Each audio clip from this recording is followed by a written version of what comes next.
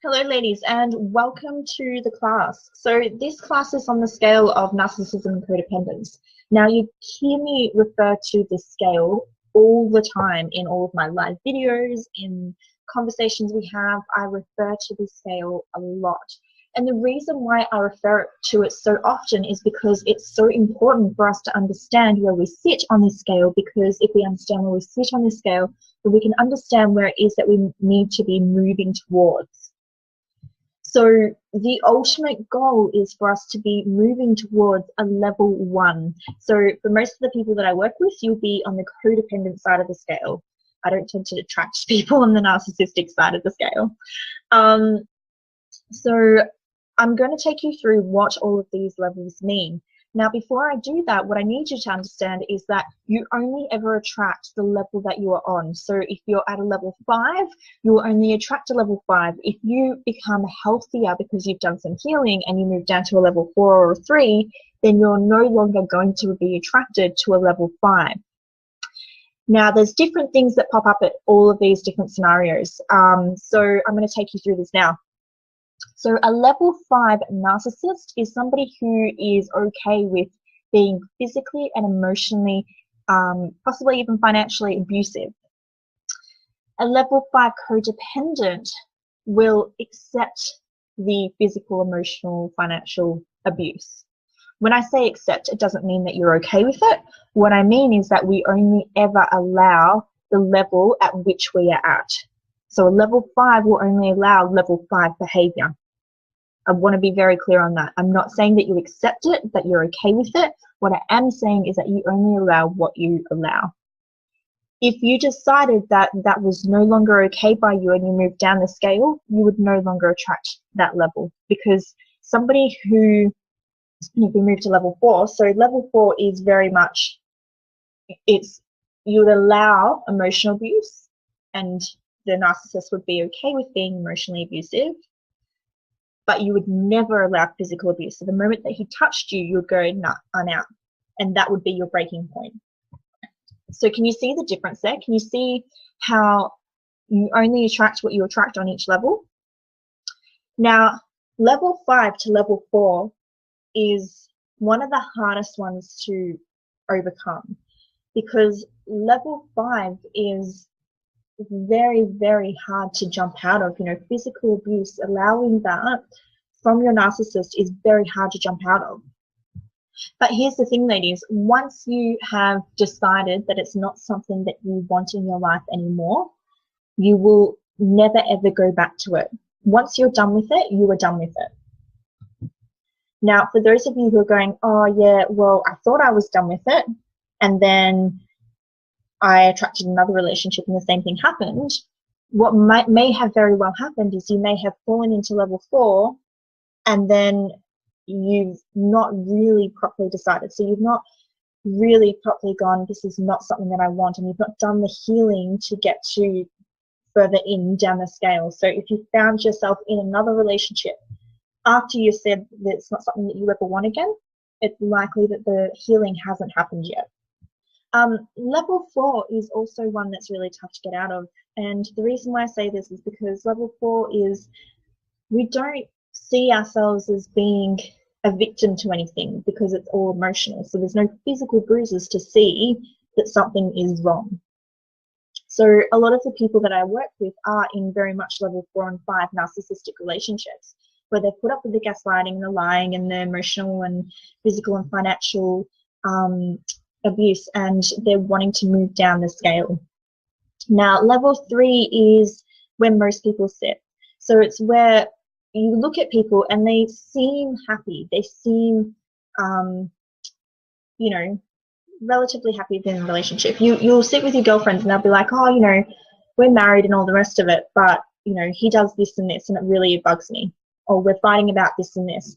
So whilst they have a seemingly normal marriage and they're not putting up with any physical or emotional abuse, they're still not completely happy because they're not fully allowed to be who they are, but they also don't want to be. So level 3 is very much a man will look after the woman, and the woman will be the nurturer of the house. So it's very caveman style. It's very much like the man goes out and he collects and works hard and brings home the bacon, and the woman, looks after the kids and nurtures and all the rest of it. Now, if we put this into, 20th century terms, what we ultimately want as we're moving down the scale is for a woman to be able to express herself completely. So what I mean by that is she's not expecting her partner to meet her needs, which is what happens at level 3. You're still expecting your partner on some level to meet your needs. You're still expecting your partner to save you. So it might be, for example, I hear this so much where women will go, oh, well, it'd be great if, my partner earned all this money and then I didn't have to work and I could just stay at home with kids. It's a very, very level 3 response, because it means that she doesn't have any dreams, aspirations, any needs or desires of her own to set up her own life in a way that makes her happy and meets her needs. She just basically is happy to be looked after by him. Now that's cool. For some people, you'll be happy with that. For some people, will be happy to just kind of live like that. The thing that comes up here, and the thing that seems to be a bit of an issue in these sorts of relationships, is that the partners don't seem to know how to communicate with each other. So what might happen is the woman will be like, I'm trying to tell you this, I'm trying to remind you of this, babe, can you please take out the garbage, or whatever it might be. And he's going, yeah, I'll take out the garbage, but then he doesn't do it. And then she gets really angry about it, because she's like, I asked you to take out the garbage, you said you would do it, and you still haven't done it. Why haven't you done it?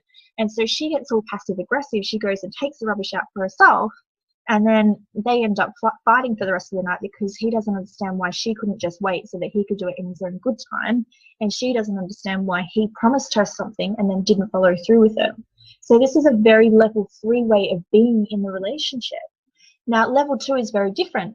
Level 2 is where you start to, relationships aren't so much the problem, because you start to learn to communicate things better. So what would happen in the garbage example is that instead of the man not going and taking out the garbage like he said, there'd be more of the communication in place. So what I mean by that is that the man might say, you know what, babe, I'm watching this show, so I'm going to finish watching this show, and then once I finish watching this show on TV, then I'll take out the garbage. And the woman has to be okay with the fact that it's not happening right now pronto, but it is going to happen.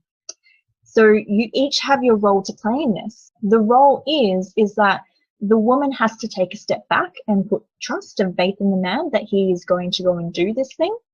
And the man actually has to go and do what he promised he would do. This is where you find the healthiest relationships, because each partner is willing to step up and do the things that they said that they would do. And the good thing about being at this stage, at this level 2, is that when you're at this stage, it allows you to concentrate on other things in your life. So your relationship doesn't become your problem anymore. Instead, what you find is you have a different quality of problems. So your different quality of problems will be like, how are we going to save enough money to buy our first house? Or what am I going to do next in my career? So there'll be different quality of problems at this level, because you'll be more able to focus on you when you're not having to worry about the relationship. Now, I'm going to get into this in a different class a little bit more, but we all have masculine and feminine energy.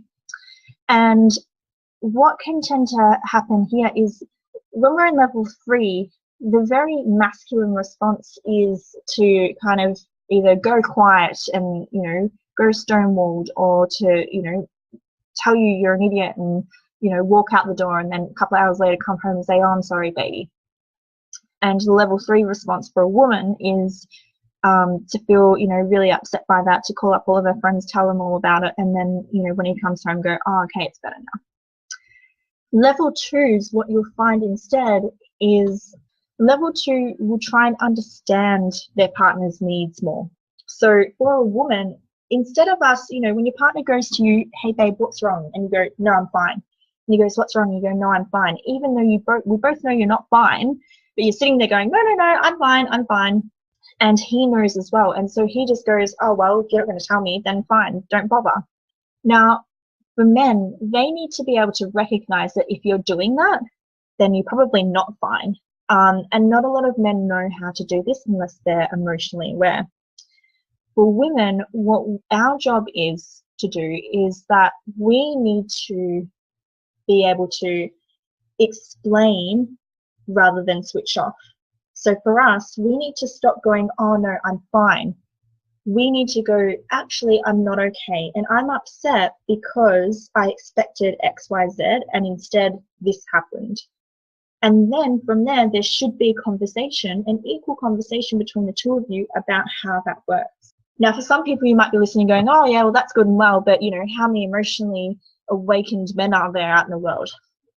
Now, this is the thing, ladies. If you're at level 2 yourself, then you will attract a level 2 partner. So there are men like this. I know several of them.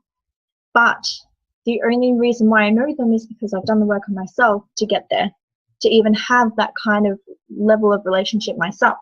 So I know that you may sit there and go, oh, this feels impossible, but the actual idea of this scale is for you to understand that if you're willing to work yourself down this scale and learn the things and do the healing and all the rest of it, then you'll attract somebody who is on the same side, on the other side of the scale. One of the things that really grinds my gears is when people say to me, oh yeah, Donna, but you know, you're just lucky in your relationship.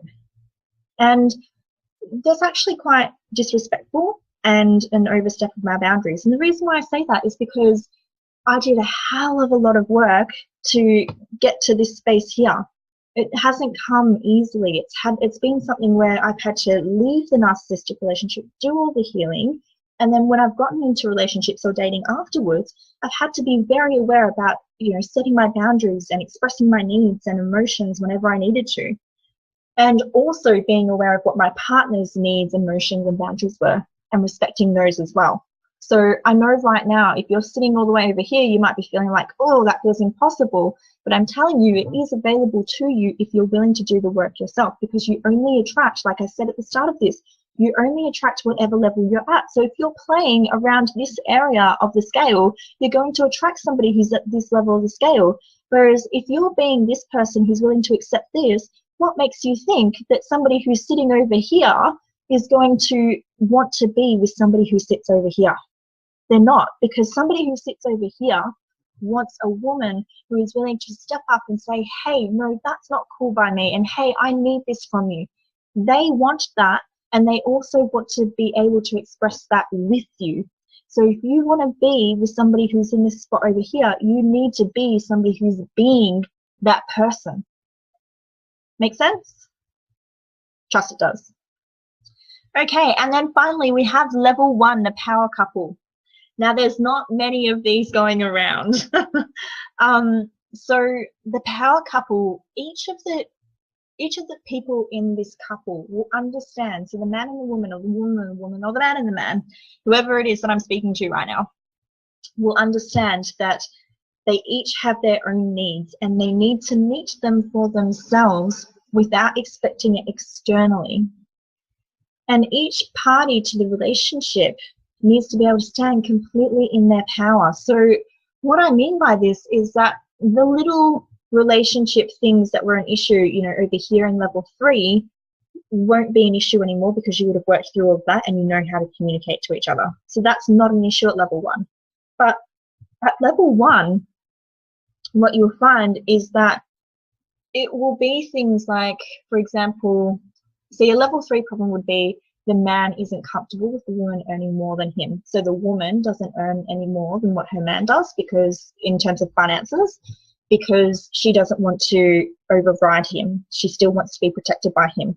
A level 1 power couple isn't doing that. A level 1 power couple doesn't really give a shit who earns more.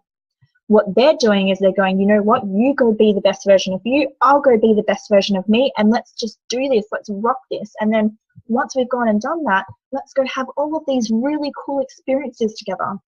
And they support each other and they lift each other up. And in the hard times, they have each other's back. And what you'll find usually at this level is that finances aren't an issue. This actually all ties. What I need you guys to understand as well is that this whole thing ties into not just your relationship, but other areas of your life. So somebody who's sitting over here likely isn't financially free. I don't see many people who are sitting in this space who are financially free, to be honest with you, or in this space. In this space, it's usually mediocre. In this space, it's getting better. At this space, it's ultimate. And the reason why I say that is because when we're in this space, there's no room for us to think about anything else but surviving. Whereas when you're in this space, there's a little bit more room for you to think about outside of that. And in these spaces here, there's a lot more room because the relationship isn't a problem anymore. And you know that you've got somebody who's got your back as you've got theirs. So in this space, you are able to concentrate on being all of you. So the ultimate is, guys, is that whether you are in this spot and you're wanting to be here and attract somebody is here, whether you attract that person straight away shouldn't be the goal. What should be the goal is getting down here yourself. And then if you attract somebody there, awesome. But not just trying to get here to attract that person, because if that's your only goal, if your only goal is I need to get here so that I can attract somebody who's here with me, then you're not going to attract them because that's still very much, you know, level 3, 4 thinking. Whereas somebody who gets over here because they really want it for themselves, that's a whole different story. And that's where you're likely to meet somebody who's on that same playing field. Now, I know for some of you who are watching, you'll be at level 3. And you may be in a relationship that you're happy in. And I know that I speak to some women sometimes who are in this level 3 relationship. And they'll say to me, Donna, I want to move down the scale, but, you know, something's holding me back, I feel. And they're right. There is something holding them back. So what can happen is if we're in a level 3 relationship, we can be scared to move down the scale to level 2 or 1, because if we move down to level 2 or 1 and our partner hasn't moved, then either one of two things happens. Either the relationship doesn't work anymore, or the person who has tried to become more healthy ends up going backwards. So it's kind of like a rubber band. So the person who's at level 3 might be, you know, like imagine a rubber band just pulling to go to level 2, but because their partner hasn't decided to join them there, they've gone ding and flung themselves right back into level 3 because they'd rather keep that relationship than be sitting at level 2 alone. But here's the thing, if you're not willing to face that risky problem, then you won't get to level 2 or 1. You'll just stay in level 3. Because level 2 or 1 is okay with being alone no matter what. They're okay with knowing that they came into this world alone. They're probably going to leave it alone. They're okay with knowing that love is something that comes into our life and it's not permanent. Nothing in this world is permanent. And if we can really grasp that nothing in this world is permanent, and as long as we're deciding to live at this space on our own, and, you know, if we have somebody that does it with us, then that's awesome. And that's just an awesome addition to where we're living and what we're doing, then that's great. But if you're doing this just purely for someone else, then you're not going to be in this space. You're still over here. So I think that that's all I have to say on this class. I think I've said a lot. If you have any questions or anything pops up, like I have said to you guys before, stick it in the group and we'll have a chat about it. All right. Bye for now.